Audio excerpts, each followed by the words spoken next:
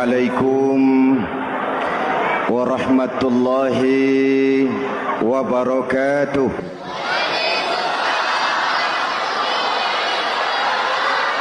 Saudara kaum muslimin rahimakumullah, harta adalah amanat dan akan kita pertanggungjawabkan.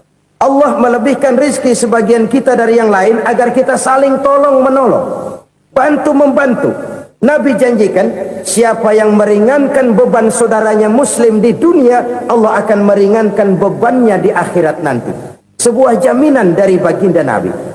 Si orang yang kita bantu barangkali tidak bisa membalas, Allah yang akan membalas lewat jalan lain yang tidak pernah kita sangka-sangka. Selalu berusaha menyimpan sesuatu yang bisa membawa manfaat, baik untuk dirinya, untuk anak cucunya, maupun untuk keluarganya, untuk masa kini dan masa depannya. Kadang simpanan itu berbentuk uang, kadang berupa tanah, lain saat berbentuk pabrik, dan lain sebagainya. Sementara masa depan yang paling pasti adalah akhirat. Jika untuk masa depan dunia kita rela memeras keringat, membanting tulang, pergi pagi dan pulang petang, menyimpan uang, menyimpan tanah, menyimpan pabrik, pernahkah kita merenung jika satu saat kiamat datang, kita dibangkitkan dari kubur masing-masing, berdiri di padang mahsyar untuk mempertanggungjawabkan seluruh kegiatan hidup kita di dunia ini, lalu kita akan menuju ke alam akhirat. Sudahkah kita mempunyai simpanan untuk akhirat kita? Pada pertemuan kali ini saya ingin menyampaikan sebuah hadis di mana Rasulullah sallallahu alaihi wasallam bersabda, arba'un min kanzil jannah. Simpanan sorga ada 4 macam. Yang pertama, ikhfa'us sadaqah, menyembunyikan sedekah. Saudara-saudara kaum muslimin, sebagaimana yang kita maklum bahwa Allah Subhanahu wa taala melebihkan sebagian rezeki dari kita terhadap yang lain. Ada yang kaya, ada yang setengah kaya, ada yang miskin, ada yang setengah miskin, dan selanjutnya. Ada yang gajinya kecil tapi penghasilannya gede. Ada yang penghasilannya gede tapi enggak punya gaji. Ada juga yang memang gajinya gede dan penghasilannya gede. Kelebihan rezeki merupakan sunnatullah dan tidak harus membuat kita merasa lebih dari yang lain. Bahkan sebaliknya, kelebihan itu harus membuat kita ringan tangan untuk menolong mereka yang memang memerlukan pertolongan. Kalau saudara diberikan ilmu, maka pertanyaan akhirat cuma satu, ilmumu kau amalkan untuk apa? Kalau saudara diberikan umur yang panjang, pengadilan akhirat juga bertanya satu, umurmu kau habiskan di mana? Tapi kalau saudara diberikan harta, pengadilan akhirat akan bertanya 2, hartamu kau dapat dari mana, kau belanjakan kemana? Dari mananya ditanya dan kemananya juga ditanya. Oleh karena kita akan dimintakan pertanggungan jawab, maka amanah yang bernama harta ini harus kita gunakan dengan sebaik-baiknya. Ada penggunaan yang merupakan kewajiban, itu zakat namanya. Ada penggunaan yang sewaktu-waktu, itu infak namanya. Ada yang lebih sewaktu-waktu lagi, dan itu sedekah namanya. Zakat dia terikat oleh haul dan nisab, oleh putaran batas waktu dan ukuran dari harta itu sendiri. Sedangkan infak terikat oleh situasi dan kondisi perekonomian seseorang. Sedangkan sedekah tidak terikat dengan apapun. Dalam kondisi seperti apapun kita bisa melakukan sedekah dengan yang terkecil sekalipun. Sampai-sampai Rasulullah sallallahu alaihi wasallam mengajarkan, la tahqiranna minal ma'rufi syai'an walau an talqa akhaka biwajhin talik. Atau ada hadis, tabassumuka fi wajhi akhika laka shadaqah.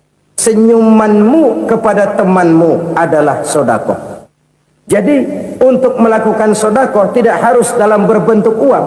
Dengan ilmu kita bisa sedekah, dengan tenaga kita bisa bersedekah, dengan pikiran kita bisa bersedekah, bahkan senyum kepada teman itu pun sedekah. Jadi kalau sedekah dengan uang memang belum punya uang, nyengir aja banyakin. Itu asal pada tempatnya, jangan lalu ketemu tiang listrik cengengesan. Tentu tidak pada tempatnya dan tidak wajar.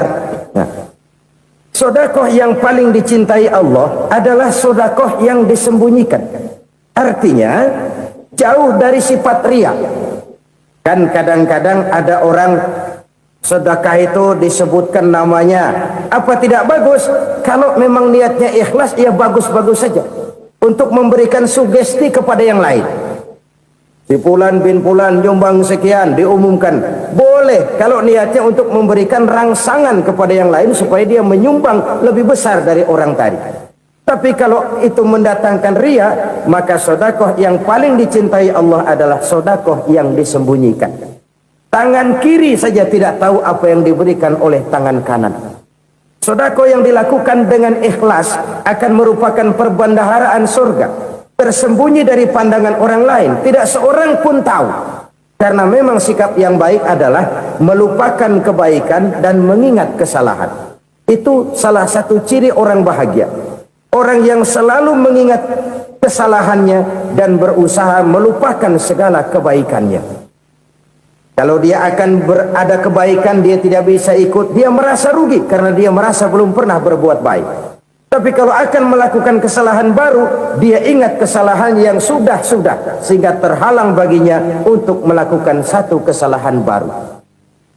Demikianlah saudara-saudara, bahwa Allah melebihkan rizki sebagian kita dari yang lain, agar terjadi tolong-menolong dalam kehidupan ini. Jadi kesenjangan yang nature, kesenjangan yang alami itu sunnatullah. Ada yang kaya, ada yang miskin, ada yang kelas menengah. Nah, kenapa lalu sekarang kita berusaha mengentaskan kemiskinan? Oleh karena adanya kesenjangan struktural. Kalau yang kaya bisa semakin kaya, kenapa yang miskin tidak bisa naik jadi ikut sedikit kaya? Sebab pada dasarnya Islam adalah agama yang sejak turunnya sudah berupaya memerangi kemiskinan. Bahkan dikatakan kemiskinan itu mendekatkan kepada kekufuran. Orang kalau miskin udah dekat banget sama kafir. Gampang menjadi kafir. Berapa banyak saudara-saudara kita yang oleh karena soal perut, oleh karena soal materi, terpaksa meninggalkan dan menanggalkan akidahnya. Menjual petunjuk yang diberikan Allah dengan kesenangan dunia yang cuma sebentar ini. Na'udzubillah, thumma na'udzubillah. Jadi makin kita sembunyikan satu sedekah, semakin banyak perbendaharaan kita di surga. Sedekah yang paling dicintai Allah adalah sedekah yang disembunyikan. Malahan ada seorang sufi, dia punya kebiasaan kalau pergi sholat Jumat dia bawa uang, itu uang dia taruh di bawah tikar masjid. Dia niat sedekah kepada siapa saja yang nemuin itu duit. Maksudnya apa? Supaya yang nemuin nggak tahu siapa yang punya duit. Demikian dia saking ingin menyembunyikan sedekahnya. Karena sifat riya itu bisa memakan amal kita sendiri. Riya itu termasuk menyebut-nyebut kebaikan kita. Orang yang suka nepuk dada, sedikit-sedikit ngitungnya kalau nggak gua. Tuh kalau nggak gua tuh yang belah situ, kalau nggak gua, kalau nggak gua. Iya, kalau nggak lu kenapa emang?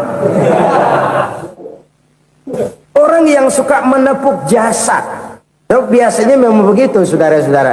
Kalau perang lagi berkecamuk, orang nggak sempat ngaku jadi pahlawan.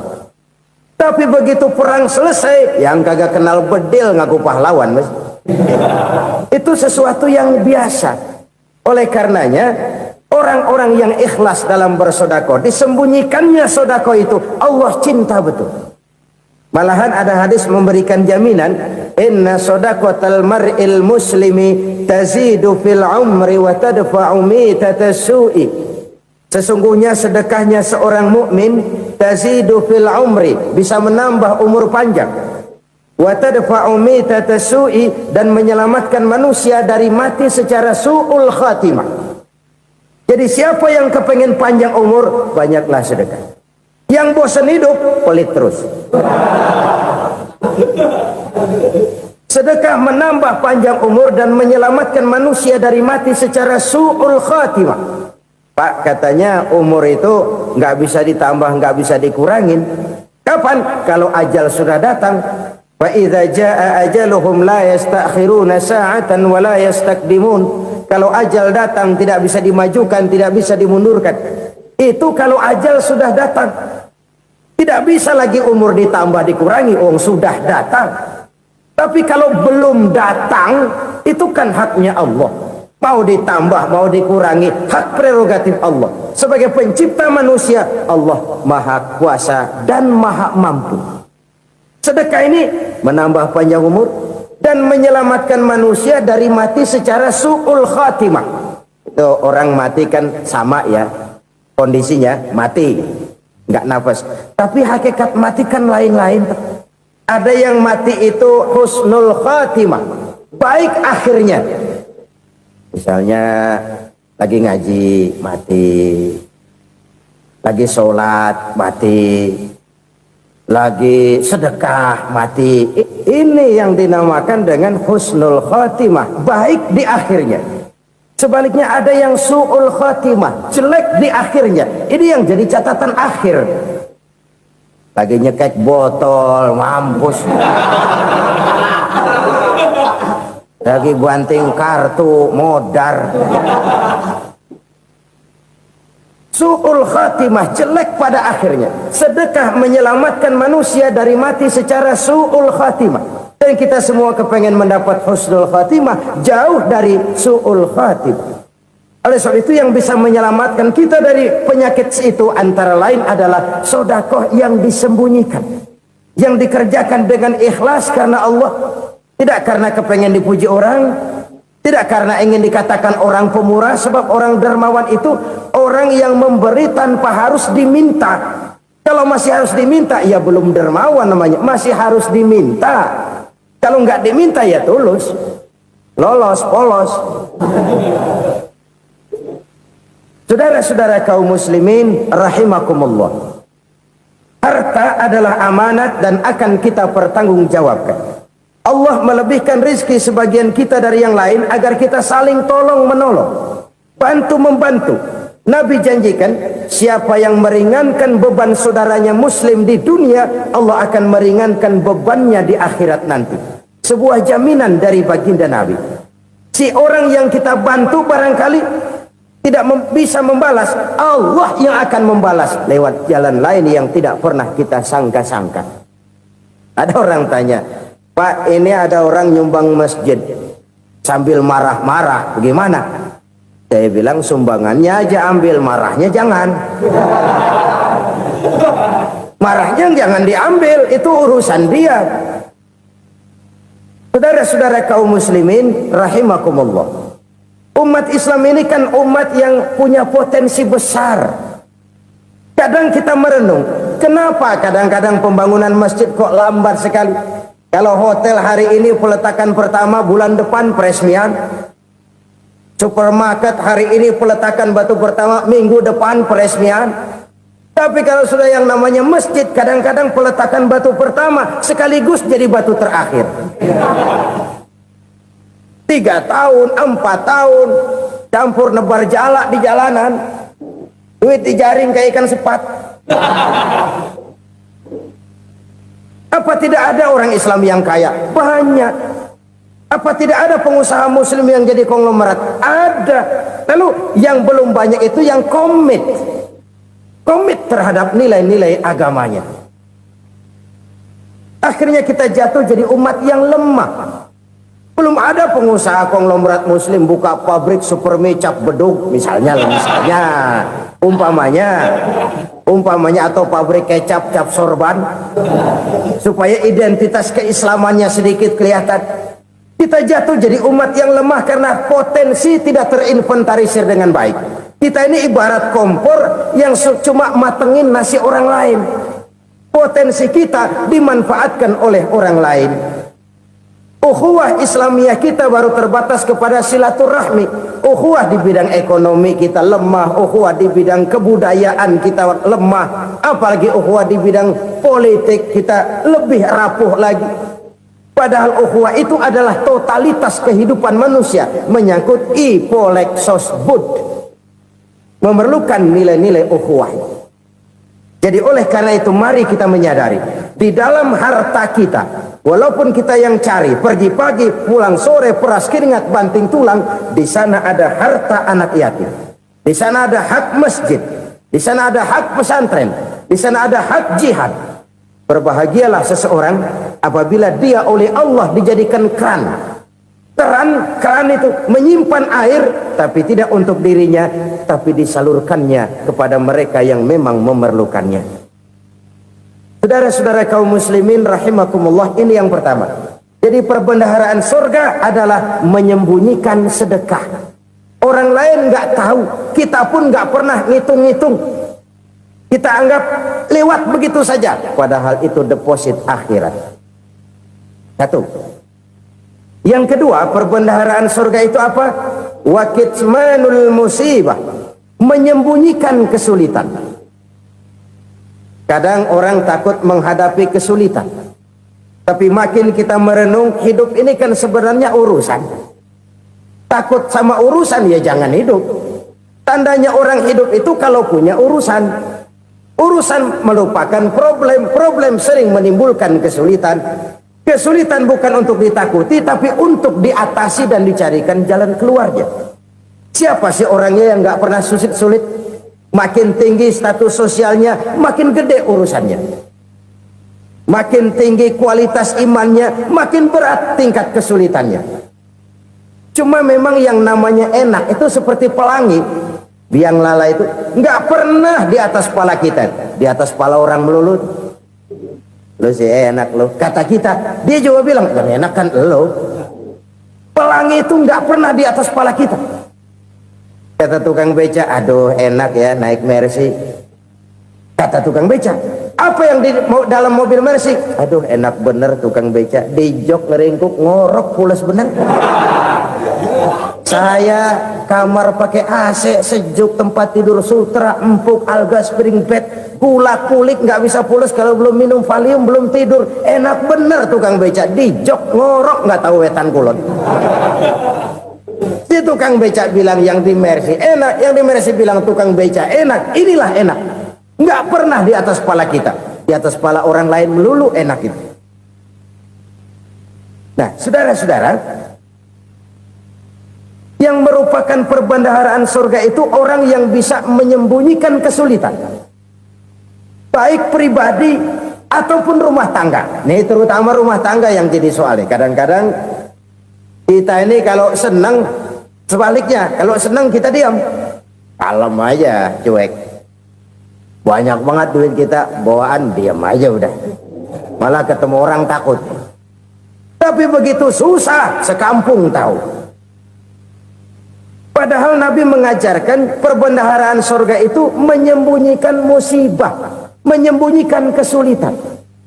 Kalau enak, cerita sama orang-orang. Kalau nggak enak, rasain sendiri, tekan sendiri, atasin sendiri. Kita kan sebaliknya. Senang kita diam, asal lagi susah, paling tidak kita nyari teman buat cerita kesusahan. Siapa orangnya yang nggak pernah susah? Cuma soalnya bagaimana kita mengatasi kesusahan itu sendiri. Begitu juga misalnya kalau orang sudah berumah tangga, itu orang tuanya harus menjadi tempat dia cerita yang enak-enak saja. Yang nggak enak rasain berdua, selesaikan berdua, atasin berdua. Jangan dibalik. Asal senang diam, giliran susah aja. Maknya laporan. Terbalik. Bisa menjaga security informasi. Maka nama bayam keluar diem, malah seluitan. Enak amat lo makan daging ayam. Security informasi. Saudara-saudara kaum muslimin rahimakumullah. Ujian yang terberat itu yang pernah diberikan kepada para nabi, para rasul, para aulia, para ulama. Makin tinggi keimanan, makin berat bentuk kesulitan. Ayo saya kemukakan satu contoh saja. Ada seorang nabi yang kaya, nabi kaya, namanya Nabi Ayub. Iblis kalau orang begini kan keki, ibadahnya rajin, kaya. Nih yang kayak begini susah digodain. Kalau ibadahnya rajin, miskin, kali bisa disogok. Sini imannya mantap, ibadahnya rajin, kaya, nabi lagi. Oh, tapi namanya iblis nggak kurang akal. Laporan, Tuhan, kenapa Les? Ya ini bahasa saya, bahasa Qurannya sih nggak gitu. Itu hambamu yang namanya Ayub, dia rajin ibadah cuma karena dikasih kaya aja. Coba kasih miskin dia, berhenti dia sembahyang. Ah, kamu bisa aja. Saya tahu Ayub itu hambaku yang ikhlas. Saya buktiin Tuhan, silahkan. Dibuktiinlah, iblis turun ke alamin. Yang mula-mula dia lakukan, dia rusak sawah ladang Nabi Ayub. Dia binasakan binatang ternak Nabi Ayub. Sehingga dalam waktu singkat jatuhlah Nabi Ayub dari orang paling kaya jadi orang paling miskin. Beliau masih ibadah di mihrab dalam masjid. Datang iblis. Saudara Ayub, ya, lagi ngapain? Ibadah. Nyembah Allah, nyembah Allah. Oh, percuma. Kenapa? Tuhan yang ente sembah nih, dia udah bikin miskin ente. Sawah ladang ente hancur lebur, binatang ternak binasa. Sekarang ente jadi orang paling miskin. Ngapain nyembah Tuhan kayak begitu? Tekor. Udah berhenti dah ibadah, berhenti ibadah. Ini iblis sama Tuhan lapornya lain, yang dikerjakan kepada Nabi Ayub juga lain. Benar begitu iblis kata Nabi Ayub? Iya. Sawah ladang saya habis, buras. Binatang ternak saya binasa, binasa. Saya miskin, bangpak. Apa jawab Nabi Ayub? Bukan innalillahi, ini hebat. Alhamdulillahillazi a'tani wa akhza minni. Segala puji bagi Allah yang telah memberikan harta kepada saya dan sekarang mengambilnya lagi. Alhamdulillah. Allah yang ngasih, Allah yang ambil. Itu mah urusan Allah. Iblis cuman ibadah jalan terus, sujud lagi Nabi Ayub. Iblis seleher gondok banget. Dasar Nabi nggak mempan dia apa-apain. Miskin malah alhamdulillah. Allah yang ngasih, Allah yang ambil. Jadi kalau kita tidak komit, kita tidak terikat kepada kaya, miskin, senang, susah, apa yang bisa bikin kita susah? Jadikan kekayaan, kemiskinan, jadikan senang, susah sebagai anak buah yang bisa kita atur. Jangan kekayaan ngatur kita, jangan kemiskinan ngatur kita. Kita yang harus mengatur mereka. Senang, susah, kaya, miskin, bahagia, sengsara, jadikan itu anak buah yang bisa kita atur. Kalau sekarang kita kaya, lain saat boleh jadi kita miskin, semiskin-miskinnya. Allah yang ngasih, Allah yang ambil. Tenaga mana yang bisa menghalangi? Ibadah jalan terus. Iblis makin gondok. Dasar Nabi loh. Akhirnya apa? Nabi Ayub dikerjain, diberikan penyakit. Demikian fatal penyakitnya. Bayangin, udah miskin sakit. Masya Allah. Miskin sakit. Sakitnya nggak lama, kira-kira 16 tahun. Istrinya 3, 2 mental minta ceraiin. Ngerawatin laki bengek begini. Senang belum tentu, susah udah pasti nih. Cerai aja, cerai dah. Cerai. Tinggal satu Siti Rahmah yang setia menemani beliau. Sesetia-setianya hati perempuan. Satu saat Siti Rahmah bilang, "Bang, iya, abang kan Nabi bang. Lalu namanya Nabi kan doanya jarang meleset bang. Maksud kamu minta kenapa sih sama Tuhan biar abang sembuh, baik dah bang? Itu Rahmah. Iya. Saya sakit berapa tahun sih dah? 16 tahun bang. Sebelum ini saya sehat berapa tahun? Ya kira-kira 60 tahun bang. Nah coba ente banding-bandingin Rahmah. Saya dikasih sehat 60 tahun, dikasih sakit 16 tahun, sudah nggak sabar mau doa kepada Allah minta sembuh. Saya malu kepada Allah. Diuji dengan yang luar biasa seperti ini, tidak mengganggu stabilitas kehambaannya. Dia tetap menghamba kepada Allah Subhanahu wa ta'ala.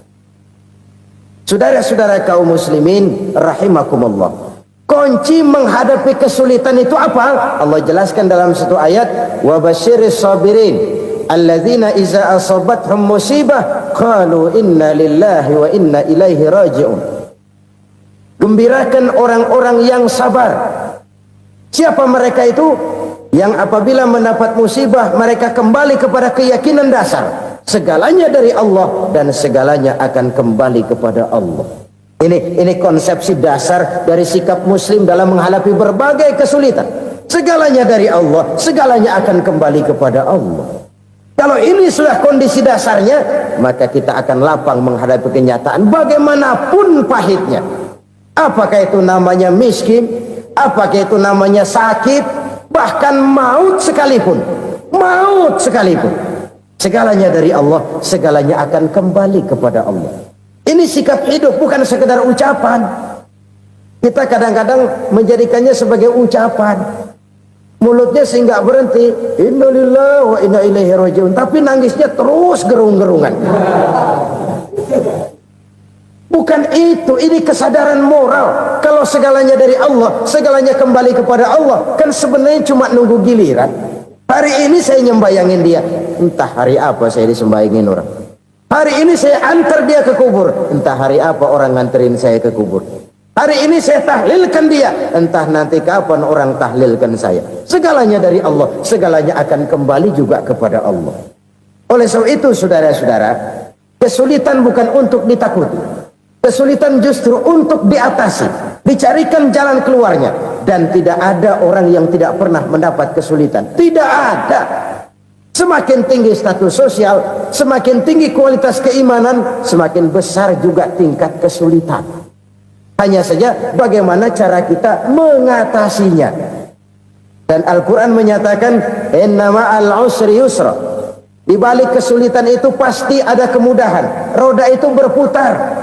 Karena itu Rasulullah sallallahu alaihi wasallam mengingatkan kepada kita, ta'arraf ilallahi firraha ya'rifka fisyiddah. Ingatlah kepada Allah di waktu kamu senang, supaya Allah ingat kepada kamu di waktu kamu susah. Kalau waktu senang kita ingat kepada Allah, kita susah, Allah tidak akan meninggalkan kita. Tapi kalau waktu senang kita jauh dari Allah, sujud tidak sempat, dengan masjid jauh, ketika senang kita lupakan Allah. Nanti begitu kita susah, Allah lupakan kita. Dan itu menyakitkan. Oleh karena itu orang-orang tua kita dulu bilang, kalau lagi sehat ingat-ingat lu bakal sakit nanti.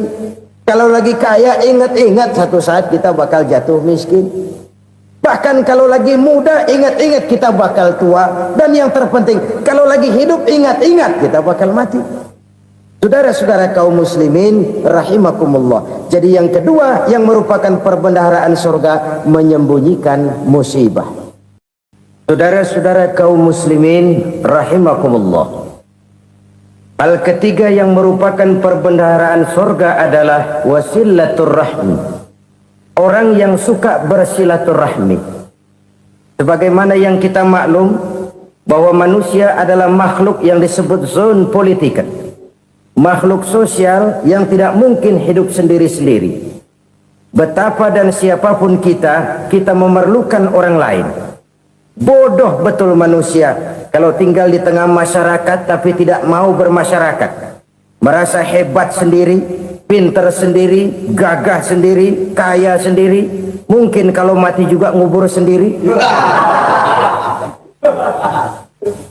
Jangankan kita di sini, di sorga saja Nabi Adam waktu sendirian bengong melulu, mondar mandir. Allah tegur dalam sepidang. Ya ini kalau bahasa saya. Iya Tuhan, sepi ini nggak ada coret-corekan pisan ini. Diciptakan Siti Hawa, baru anteng Nabi Adam. Itu di surga. Cobalah. Umpamanya saudara tinggal di Jakarta nih. Kayak bener. Apaan aja di Jakarta punya saudara dah. Jembatan Semanggi ambil. Monas, Buntel bawa pulang. Hotel-hotel ambil semua. Cuman tinggal di Jakarta sendirian, apa enaknya? Betapa dan siapapun kita perlu orang lain. Tidak ada seorang pun yang bisa memenuhi kebutuhan hidupnya secara sendiri-sendiri. Nah, Islam telah menyelamatkan manusia dari ras diskriminasi, mengikat manusia dengan persaudaraan yang berlandaskan kepada akidah. Karena itu dianjurkan bersilaturahmi. Bahkan Nabi menyatakan, man arada ayyubsata lahu fi rizqihi wa yunsa'a fi atharihi falyasil rahimah. Siapa yang kepengen diluaskan rezekinya dan dipanjangkan usianya, banyaklah ia bersilaturahmi. Siapa yang kepengen dimudahkan rezekinya, hendaknya ia banyak bersilaturahmi. Kalau banyak teman, kesulitan kan paling tidak ada tempat cerita. Udah susah sendirian, kita pikirin diri, nggak ada tempat tukar pikiran. Cepet banget sama bengek. Dilawan sendiri. Nah, secara makro kita bisa berkata, tidak mungkin ada kemenangan kalau tidak ada kekuatan. Tidak ada kekuatan kalau tidak ada kesatuan dan persatuan. Tidak mungkin ada kesatuan dan persatuan tanpa semangat silaturahmi. Kalau umat Islam mau menang, dia harus kuat. Kalau umat Islam mau kuat, dia harus bersatu. Kalau umat Islam mau bersatu, dia harus membudayakan silaturahmi ini. Bahkan sampai-sampai kata Nabi, kalau bisa cari nilai tambah. Apa? Silman qata'ak. Bersilaturahmilah kau kepada orang yang marah denganmu. Masya Allah, indahnya ajaran agama kita. Orang yang marah pun kepada kita, kata Nabi, kalau bisa bersilaturahmilah kepadanya, kepada orang yang marah itu. Di situ nilai tambah. Cuman jujur nih hadis, ngucapinnya gampang, ngamalinnya yang berat banget. Orang marah sama kita, kita disuruh silaturahmi, ada apa malu? Lu marah, ada gua marahan lagi, tunggu pikirin. Saudara-saudara kaum muslimin rahimakumullah. Tapi ini yang diajarkan, bahkan ini yang dicontohkan oleh baginda Rasul. Bagaimana begitu mudah, misalnya satu saat Abu Jahal ini ngatur strategi bagaimana bikin Muhammad celaka. Dia gali lubang di depan tempat tidurnya. Dia tutupin daun korma. Terus dia panggil seseorang, ke sini. Kasih tahu Muhammad, pamannya sakit keras, minta ditengokin. Berangkat orang ini ke sana. Muhammad, labbaik. Pamanmu sakit keras, dia minta ditengokin. Baik, saya akan datang menjenguk beliau. Berangkatlah Nabi ke rumah Abu Jahal tanpa prasangka apapun. Abu Jahal udah pasang stil, selimut 3 rangkap setengah dipakai, persis kayak orang meriang. Tapi sembari ngintip dari balik selimut. Begitu Muhammad buka pintu, nah masuk perangkap nih. Muhammad jalan menuju tempat pembaringan. Makin lama makin dekat, makin lama makin dekat, makin dekat ke lubang yang dipasang oleh Abu Jahal itu. Dalam hati Abu Jahal, terus dah jatuh, mampus dah lo ini. Mampus lo hari ini nih. Apa yang terjadi? Malaikat Jibril datang. Muhammad, pamanmu cuma pura-pura sakit.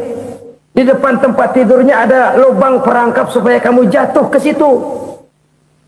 Sudah, kamu pulang. Balik kanan Nabi. Sudah hampir jatuh ke lubang, balik kanan, pulang. Bayangin kecewanya Abu Jahal. Muhammad dikit lagi, Muhammad dikit lagi. Enggak paman, saya pulang aja. Emosi bangun dari tempat tidur, enggak sadar kalau lagi pura-pura sakit. Lompat ngejar Nabi, dia lupa dengan lubang yang dia gali. Pusrak, nyemplung sendiri ke dalam lubang.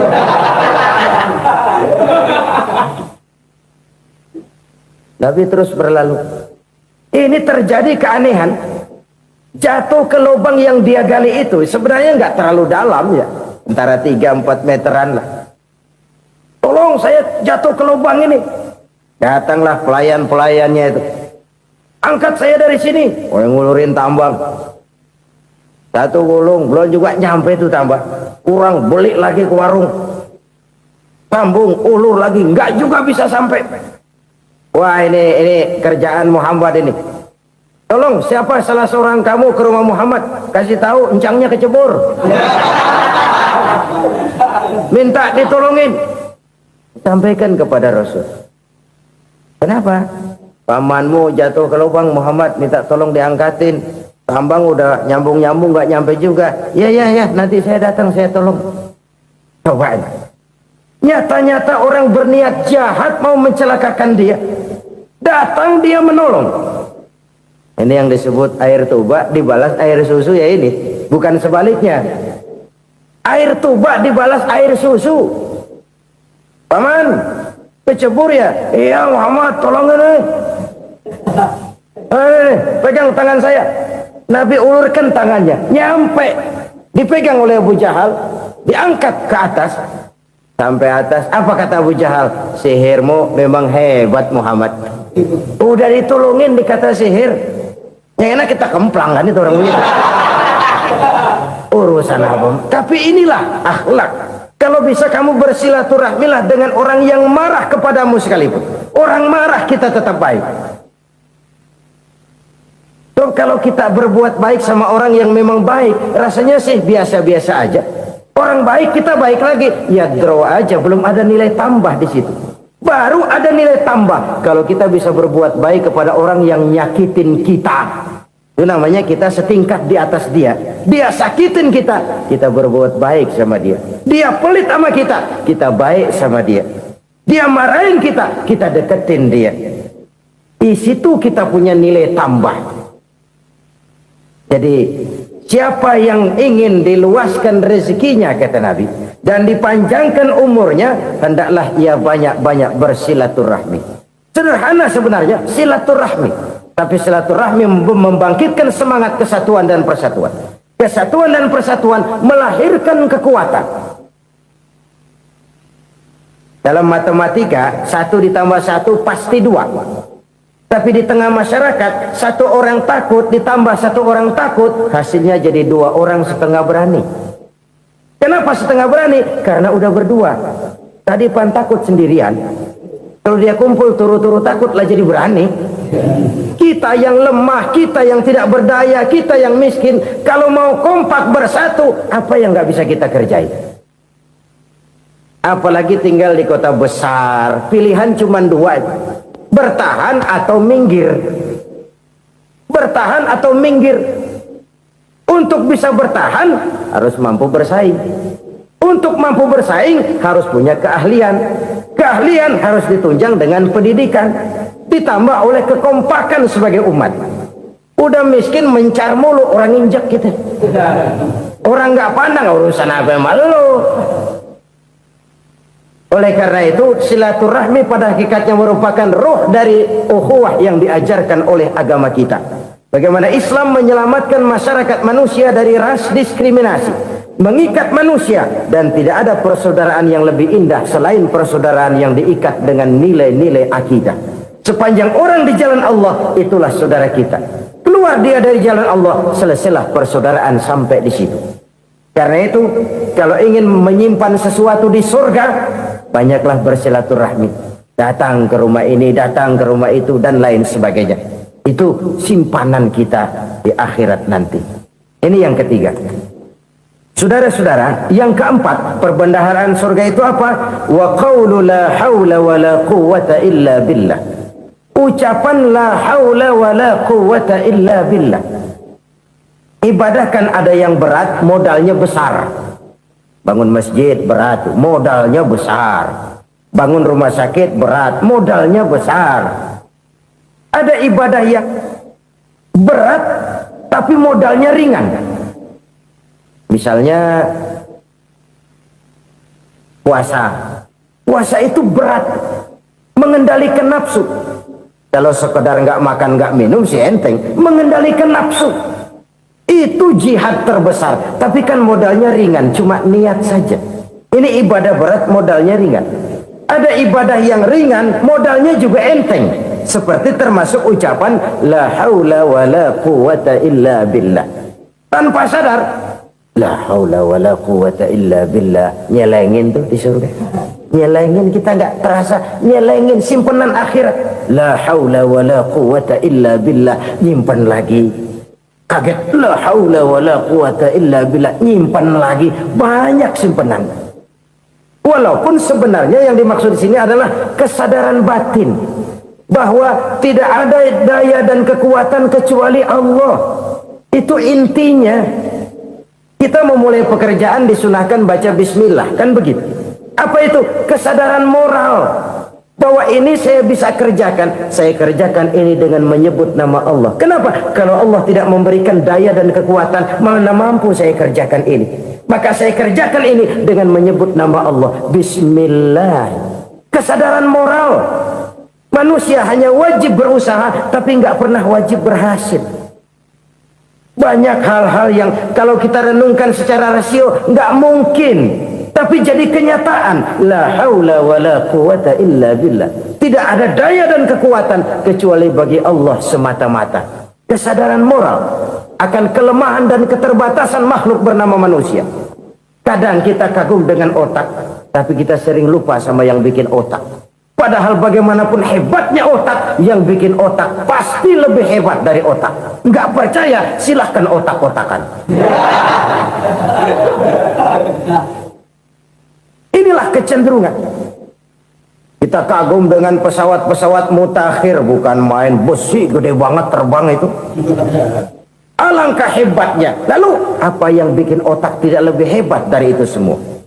Kita puji laut. Apa yang bikin laut tidak lebih hebat dari laut itu? La haula wala quwata illa billah. Tidak ada daya dan kekuatan kecuali Allah. Apa yang bisa kita lakukan kalau tidak karena daya dan kemampuan yang diberikan oleh Allah kepada kita?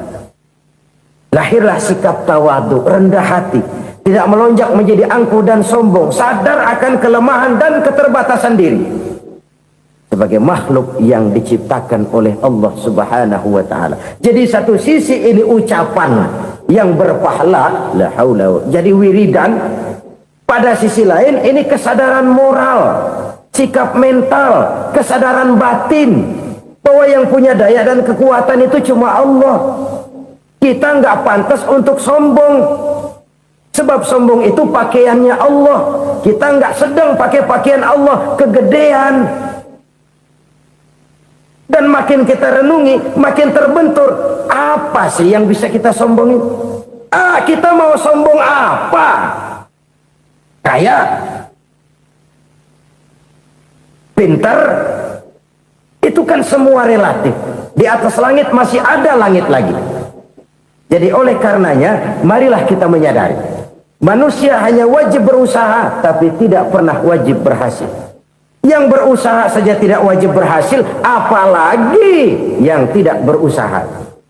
Islam bukan agama orang pemalas yang selesai sholat lalu endelohom, nggelenggem ayem-ayem.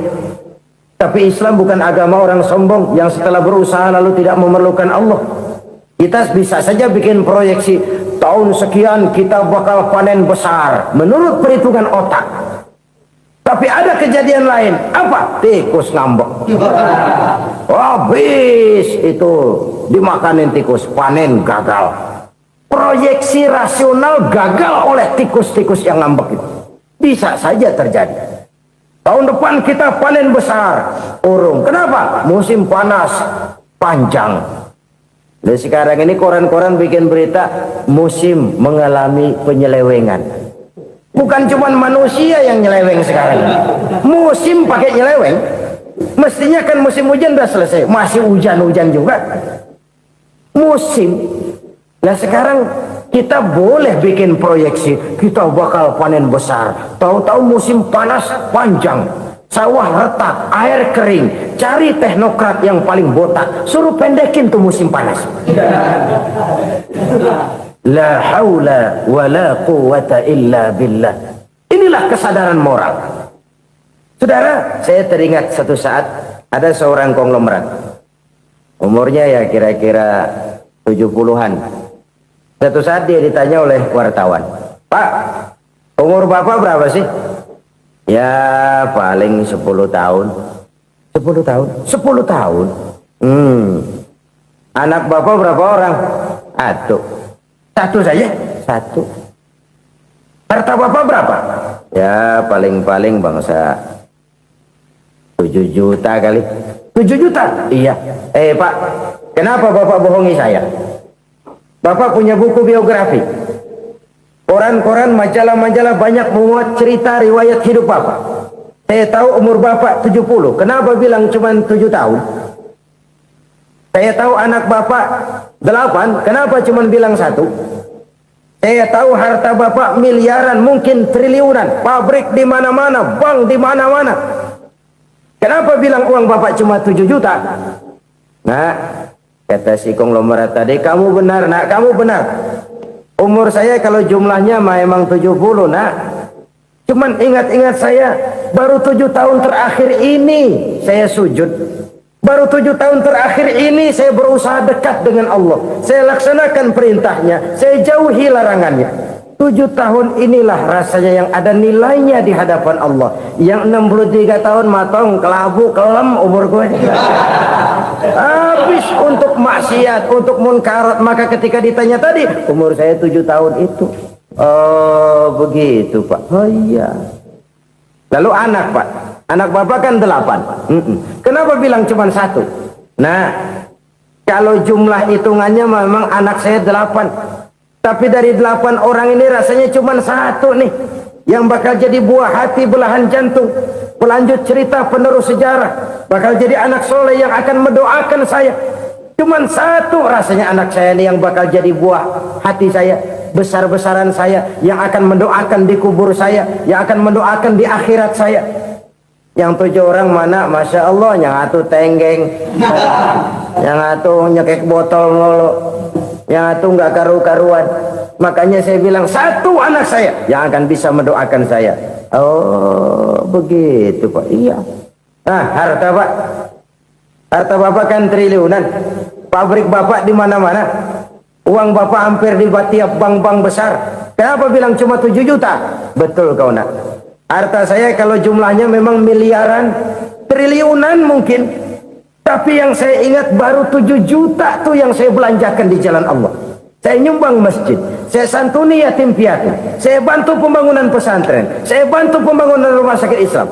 Itu yang akan saya bawa pulang ke akhirat, yang 7 juta itu. Yang triliunan itu nanti akan diperebutkan oleh anak-anak saya sebagai waris saya. Jadi harta saya 7 juta itu yang bakal nemenin saya di akhirat, yang akan saya bawa pulang jadi teman saya. Saudara-saudara kaum muslimin, jangan-jangan orang tua itu adalah kita-kita ini. Jangan-jangan kita-kita ini adalah orang tua itu. Jangan-jangan itu potret dari diri kita masing-masing. Dari sekian umur yang diberikan Allah, berapa tahun yang ada nilainya di hadapan Allah? Dari sekian anak-anak yang merupakan amanah, berapa yang akan mendoakan kita sebagai orang tuanya menjadi anak soleh? Dari sekian banyak harta yang diberikan Allah, berapa yang akan kita bawa pulang menghadapnya nanti, yang kita belanjakan di jalan Allah? Ini sebuah potret kehidupan. Karena itu kita kembali kepada la haula wa la quwwata illa billah. Kita wajib berusaha, kita wajib berikhtiar. Selebihnya segala daya dan kekuatan hanya milik Allah saja semata-mata. Satu kesadaran batin dari setiap pribadi muslim. Setelah ia berusaha dan berikhtiar, ia menyerahkannya kepada Allah Subhanahu wa ta'ala. Jadi satu sisi ini merupakan wiridan ucapan yang mengandung pahala, pada sisi lain ini merupakan sikap batin dari seorang muslim di dalam ia menghadapi realitas kehidupan ini. Saudara-saudara kaum muslimin rahimakumullah, kalau ini kita jadikan satu basis kehidupan, maka ini akan menyelamatkan manusia dari kemungkinan tergelincir menjadi orang yang lupa diri dan lupa darat. Sebab itu Imamul Ghazali berpesan, jadidis safinah fa innal bahra amiq. wa khuziz zad fa inna safara ba'id wa khaffifil hamla fa innal hamla sadid. Perbarui selalu kapalmu karena lautan sangat dalam. Bawa bekal yang banyak karena perjalanan ini sangat jauh. Ringankan beban karena kebanyakan beban akan menyakitkan. Alangkah indah kalimat ini, alangkah dalam makna yang terkandung di sana. Perbarui selalu kapalmu karena lautan sangat dalam. Apa artinya ini? Jaga mentalmu baik-baik. Pelihara imanmu baik-baik karena hidup penuh cobaan seperti lautan. Kita kalau berlayar di lautan kan kadang-kadang tenang, angin bertiup sepoi-sepoi basah. Jika malam datang bintang gemintang bertabur menghias cakrawala, rembulan memantulkan sinarnya dengan indah. Dalam keadaan begitu berlayar enak, tapi lain saat ombak menggunung, halilintar menyambar, angin topan bertiup. Berapa banyak sudah saudara-saudara kita yang tenggelam di lautan dunia tanpa sadar bahwa dia belum sampai kepada pantai yang akan dituju. Berapa banyak sudah saudara-saudara kita yang tenggelam di lautan dunia ini tanpa sempat bangkit lagi. Dia menyangka sudah sampai kepada tujuannya. Hati-hati kapal jangan sampai bocor karena lautan sangat dalam. Iman ini jaga baik-baik karena hidup penuh dengan ujian. Wa khuziz zad fa inna safara ba'id. Bawa bekal yang banyak karena perjalanan sangat jauh. Saudara mau ke Bandung, bawa duit. Saudara mau ke Surabaya, banyakkan lagi duitnya. Saudara mau ke Mekah, gepokan, iketan tuh duit nggak lembaran lagi. Makin jauh perjalanan, makin banyak bekal yang harus kita bawa.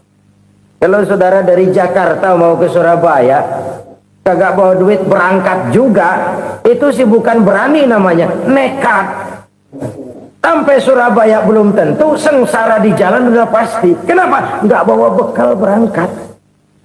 Sama juga kita nih, misalnya belum sempat sembahyang, mati. Waduh, berani banget orang. Belum punya bekal, mati. Sengsara di jalan. Atau bekal tidak cukup. Dari Jakarta saudara mau ke Surabaya, bawa duit 500 perak. Paling jauh Cikampek nyampenya itu. Paling jauh itu. Antara jauhnya perjalanan dengan bekal yang saudara bawa tidak seimbang. Hidup ini perjalanan panjang. A walking tour. Dimulai dari alam arwah. Sebelum jasad diciptakan, roh diciptakan lebih dulu. Dari situ pindah ke alam rahim. Dari alam rahim pindah ke alam dunia. Dari alam dunia pindah ke alam barzah. Baru menuju akhirat. Satu perjalanan panjang. Kalau bekal tidak bawa, sengsara di jalan. Bawa bekal yang banyak karena perjalanan ini sangat jauh. Wa khaffifil hamla, ringankan beban karena beban itu cuma akan menyulitkan. Kalau bekal itu sih keperluan, tapi beban nggak kita perluin, coba ngeberat-beratin. Apa ini beban? Dosa, kecurangan, kebatilan, kezoliman, ketidakadilan, kesewenang-wenangan. Itu akan jadi beban kita di akhirat. Alangkah celakanya, perjalanan panjang, bekal tidak bawa, beban kelewat banyak, alamat sengsara di jalan. Pahala tidak ada, dosa berlipat ganda. Na'udzubillah, summa na'udzubillah. Kalau kita rangkum nasihat Al-Ghazali dengan kisah si konglomerat tadi, kita akan mengambil kesimpulan. Pertama, bekal terbaik dalam menghadapi gejolak kehidupan ini tidak lain adalah iman. Yang kedua, pahala dan dosa. Dua hal kontroversial. Pahala adalah bekal, dosa adalah beban. Tapi kita sekarang kan tidak begitu terangsang kepada yang abstrak. Orang berlomba mencari yang konkret-konkret saja, yang real. Kalau memang dosa, benjol dong, kira-kira begitu. Kira-kira begitu. Persis orang Yahudi dulu. Orang Yahudi itu kan pernah minta kepada Nabi Musa, Ya Musa, lan nu'mina laka hatta narallaha jahrah.